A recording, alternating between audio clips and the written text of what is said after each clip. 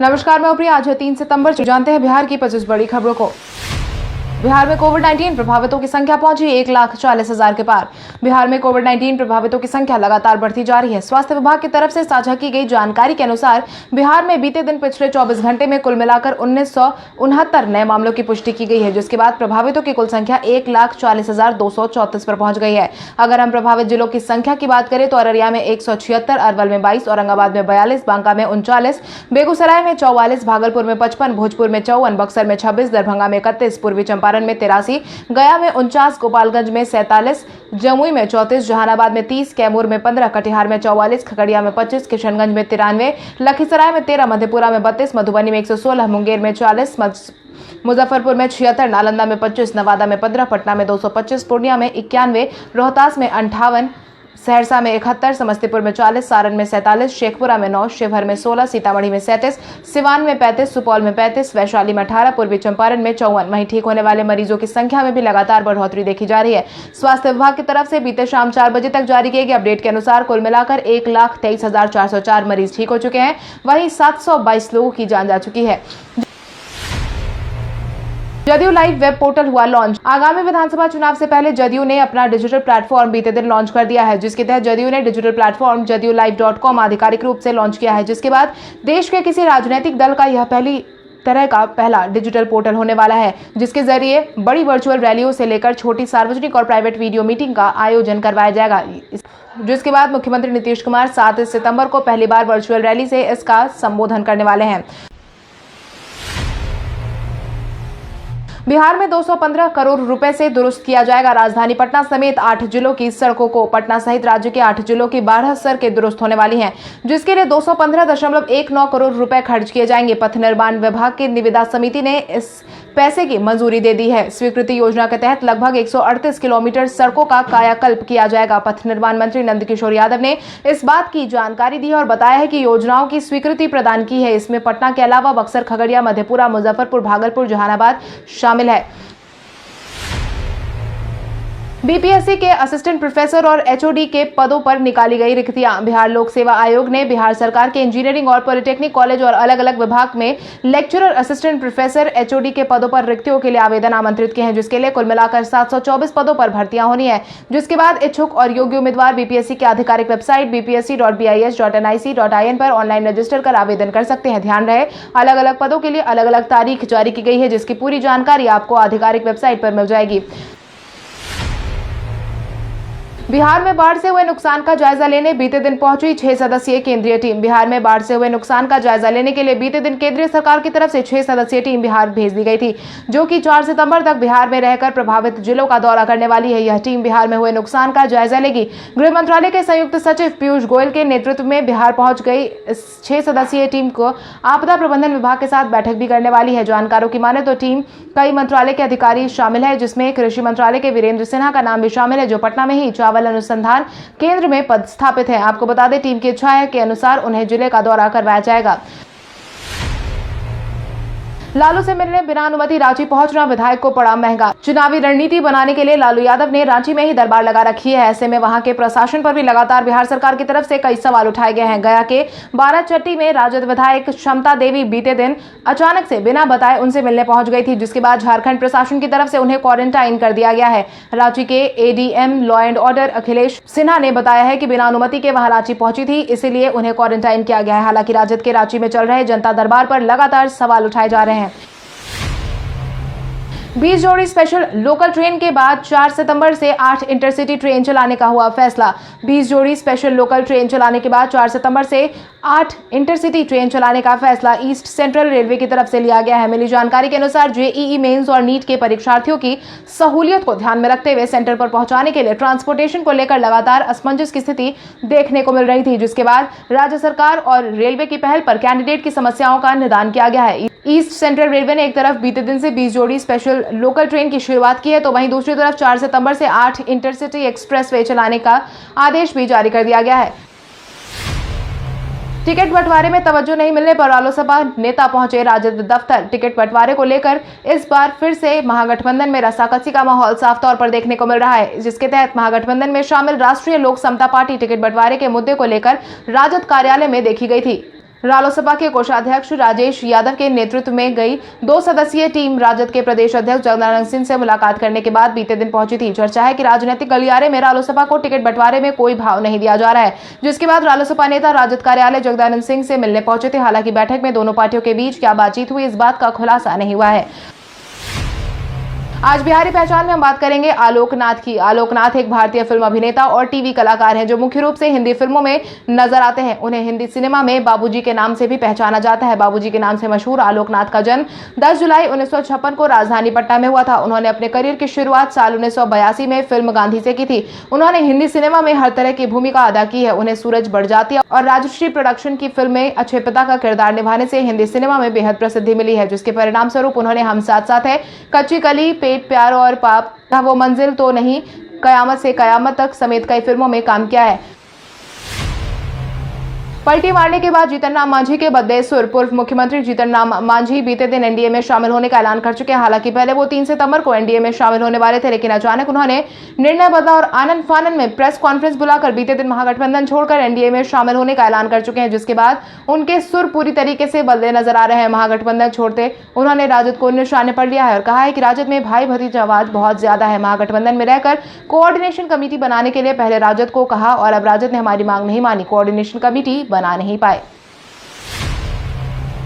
आगामी विधानसभा चुनाव में नए नारे के साथ चुनावी मैदान में उतरी भाजपा। जदयू के बाद अब भाजपा भी चुनावी मैदान में उतर चुकी है, जिसके बाद बीते दिन आगामी विधानसभा चुनाव से पहले भाजपा आत्मनिर्भर बिहार का नारा लेकर मैदान में उतरी है। पार्टी ने हर विधानसभा क्षेत्र में चुनाव प्रचार को लेकर एक हाईटेक रथ की व्यवस्था कर दी है। रथ पर पार्टी का प्रमुख नारा लिखा गया है, जिसमें भाजपा है तैयार, आत्मनिर्भर बिहार लिखा गया है। रथ पर लगे पोस्टर के ऊपरी हिस्से में प्रधानमंत्री नरेंद्र मोदी, गृहमंत्री अमित शाह, राष्ट्रीय अध्यक्ष जेपी नड्डा की तस्वीर है। पोस्टर के निचले हिस्से में बिहार भाजपा के नेताओं को जगह दी गई है। बिहार के कई जिलों में मानसून की फिर से आने की बढ़ी संभावना। मौसम विभाग के पूर्वानुमान के अनुसार बिहार के लगभग 18 जिलों में शनिवार से एक बार फिर से मानसून के आने की संभावना देखी जा रही है, जिसके बाद मौसम विभाग ने सभी जिलों में 8 सितंबर तक बारिश के आसार जताए हैं। मौसम विभाग के अनुसार अरब सागर में चलने वाले साइक्लोन सर्कल हिमालय की तराई क्षेत्र से होते हुए पटना गया नालंदा झारखंड की तरफ से उठ रहा है। इसके साथ ही बंगाल की खाड़ी के ऊपर हवा के दबाव का क्षेत्र पश्चिम बंगाल से झारखंड की तरफ झुक रहा है।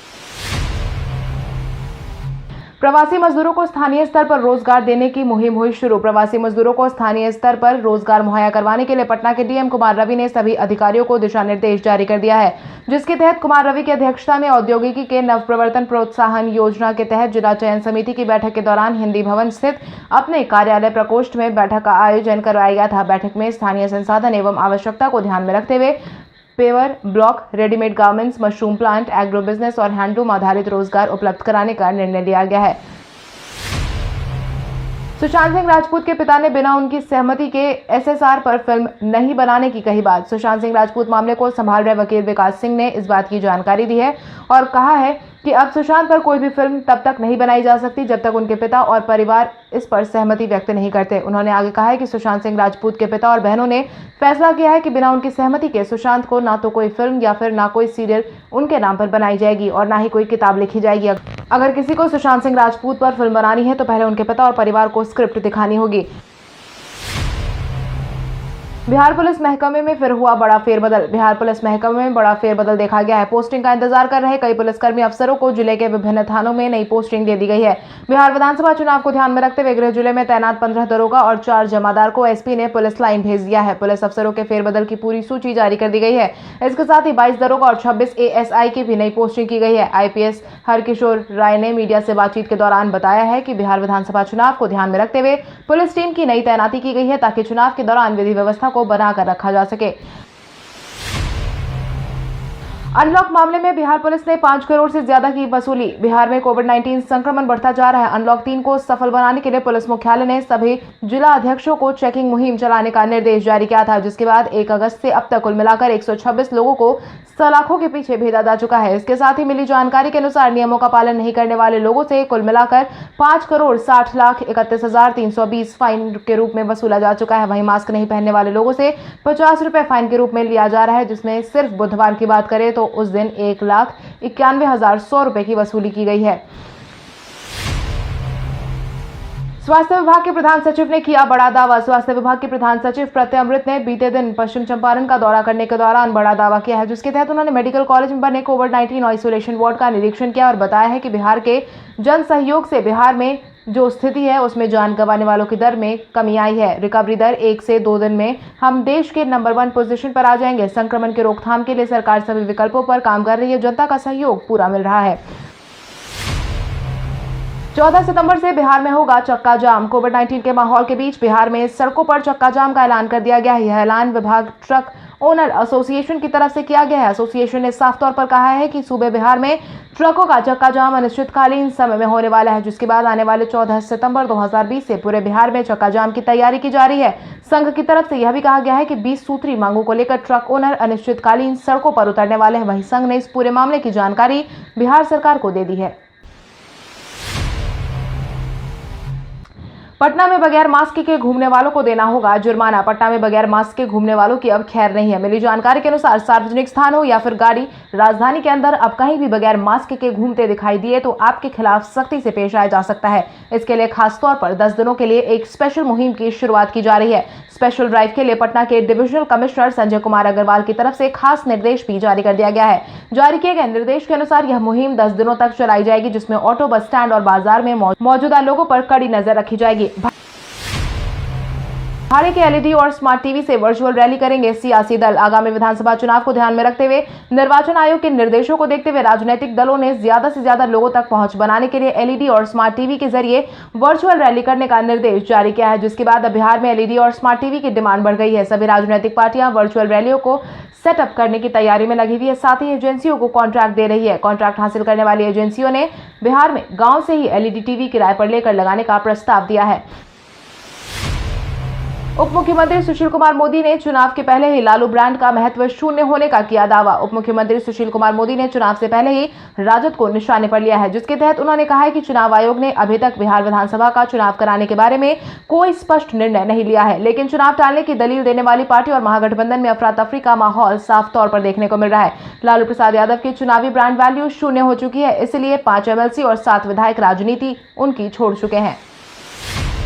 संजय सिंह ने राजद पार्टी का कुनबा ढहने की कही बात। आगामी विधानसभा चुनाव आने में बस कुछ ही समय बचे हैं। वहीं नेताओं ने अपनी सुविधा के अनुसार पार्टी बदलने का सिलसिला भी जारी कर दिया है। वहीं दल बदल की राजनीति को देखते हुए जदयू प्रवक्ता संजय सिंह ने अपने बयान जारी कर दिया है, साथ ही राजद को निशाने पर लिया है, जिसके तहत उन्होंने कहा है कि राजद में किसी को सम्मान नहीं मिलता है, जिसके चलते लोग वहां से निकल रहे हैं। जीतन राम मांझी भी एनडीए में शामिल हो रहे हैं। वहीं देर आए लेकिन दुरुस्त आए हैं। राजद का कुनबा ढह रहा है। आने वाले समय में ताश के पत्ते की तरह राजद बिखरा नजर आएगा।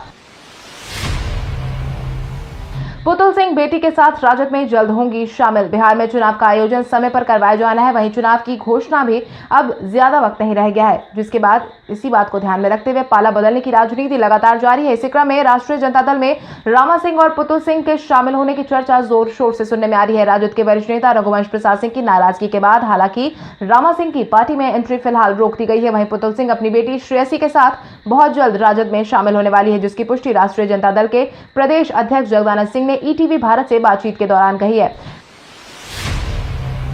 पबजी सहित भारत में 118 ऐप्स पर फिर लगाया बैन। भारत सरकार ने पबजी पर पूरी तरीके से प्रतिबंध लगा दिया है। इसके साथ ही इस पूरे सूची में 118 चीनी ऐप्स पर भी प्रतिबंध लगा दिया गया है। सरकार की तरफ से प्रेस रिलीज जारी करके इस बात की जानकारी दे दी गई है। 118 ऐप्स में पबजी सहित कई पॉपुलर ऐप के नाम भी शामिल है। पबजी पर इससे पहले भी डेटा लोकलाइजेशन को लेकर के सवाल उठाए जा रहे थे। हालांकि हाल ही में कंपनी ने अपनी पॉलिसी में बदलाव किया है, जिसके परिणाम स्वरूप भारत के इस फैसले के बाद गूगल प्ले स्टोर के iOS में इसे पूरी तरीके से प्रतिबंधित कर दिया गया है। चेन्नई सुपर किंग्स के साथ सुरेश रैना के दोबारा से जुड़ने के मिले संकेत। सुरेश रैना के आईपीएल में अचानक से हटने पर सभी प्रशंसकों ने हैरान हो गए थे, जिसके बाद अब सुरेश रैना ने इसको लेकर अपनी चुप्पी तोड़ दी है। सुरेश रैना ने कहा है कि वो अपने परिवार के लिए वापस लौटे हैं और 19 सितंबर से शुरू होने वाले टूर्नामेंट के लिए दुबई में फिर से चेन्नई सुपर किंग्स के साथ जुड़ सकते हैं। हालांकि सुरेश रैना ने उन खबरों को भी खारिज किया है जिसमें उनके और फ्रेंचाइजी के बीच मतभेद होने का दावा किया जा रहा था। फ्रेंचाइजी दल में 13 मामले कोविड-19 पॉजिटिव आए थे, जिसमें 2 खिलाड़ी भी शामिल है और रैना के हटने का कारण भी इसे ही बताया जा रहा था। लेकिन रैना ने साफ तौर पर कहा है कि वो निजी कारण था और मुझे अपने परिवार के लिए वापस आना पड़ा है। कल हमारे द्वारा पूछे गए सवाल का जवाब आप में से बहुत सारे यूजर ने हमें कमेंट करके दिया था, उसके लिए आपका बहुत बहुत धन्यवाद। आप में से जिन यूजर का कमेंट हमें अच्छा लगा उनके नाम है श्रीकांत गोयल, अभिषेक राज, पारस मनी, मुन्ना कुमार, मोहम्मद रजा, असलम राज, पवन कुमार, अभिषेक कुमार, पिंटू कुमार, इंद्रजीत कुमार, अमित कुमार, बबीता यादव, सुधीर प्रजापति, अजीत टेक्निकल, अनिल भारती, अंकुर कुशवाहा, रुपेश चौधरी। इसके अलावा हमारी टीम को और भी लोगों के जवाब अच्छे लगे, मगर समय के अभाव के कारण हम उनका नाम नहीं ले पा रहे हैं।